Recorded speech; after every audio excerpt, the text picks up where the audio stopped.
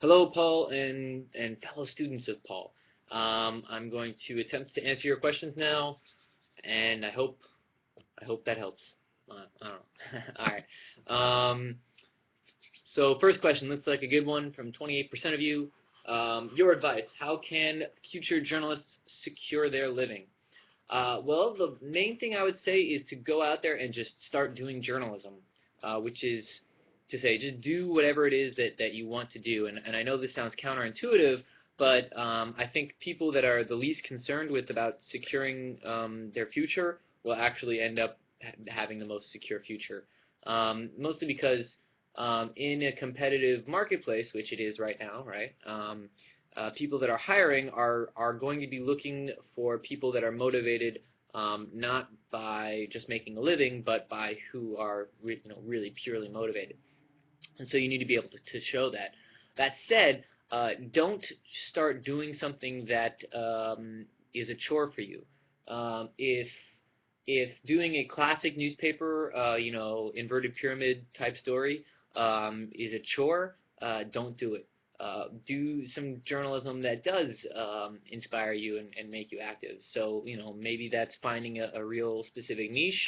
You guys are in Seattle, I don't know, coffee, right? Starbucks coffee.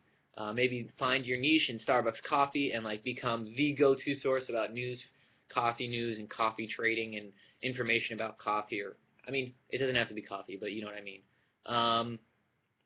Find something that does inspire you so that you can then make a name for yourself in that, and then you'll be able to secure a living doing that.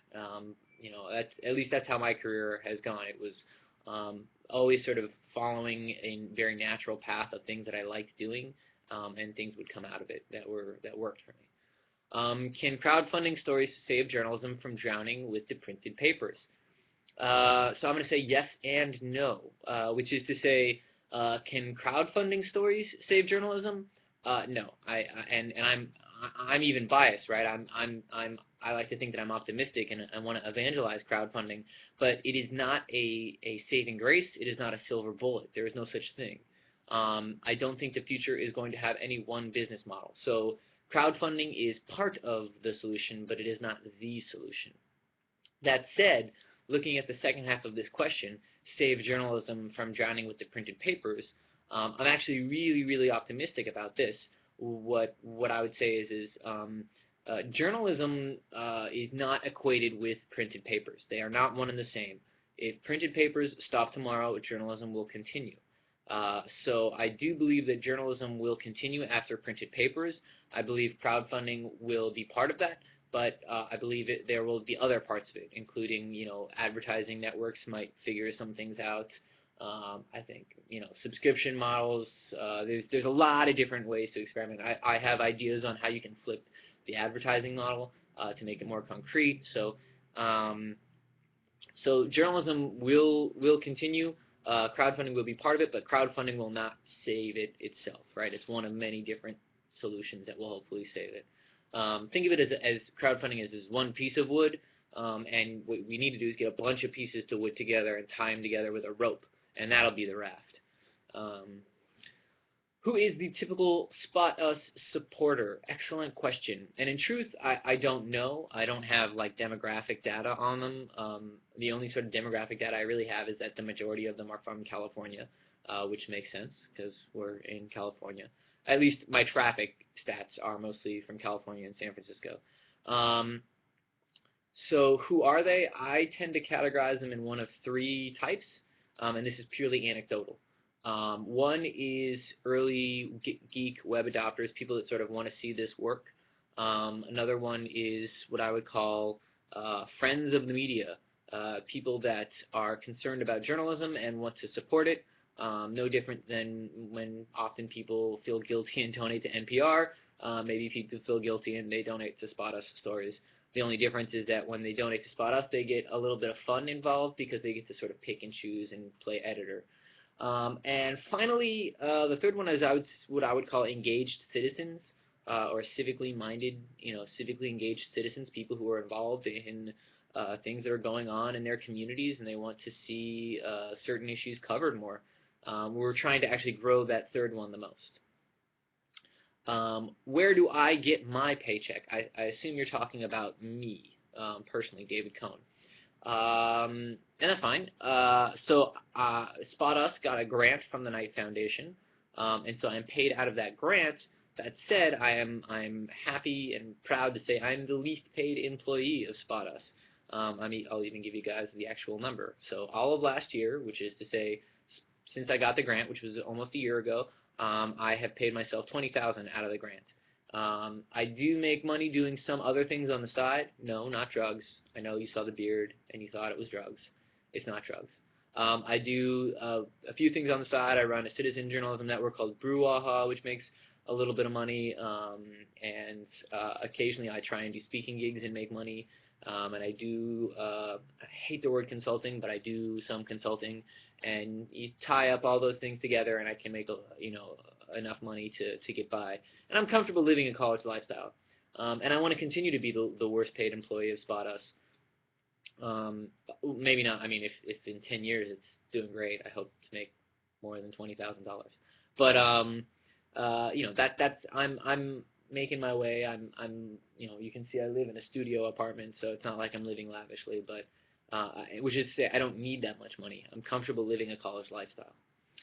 And the next question is, how much money has Spot Us raised so far total to cover stories?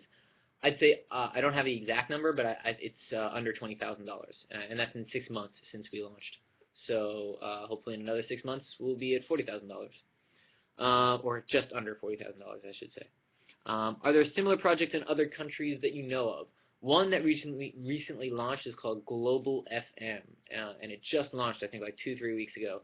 And I had talked with the guy, Henry Pierce, who started it, and I'm wishing them success. I love the concept of community-funded reporting, and I think it should be successful beyond Spot Us, and it can be.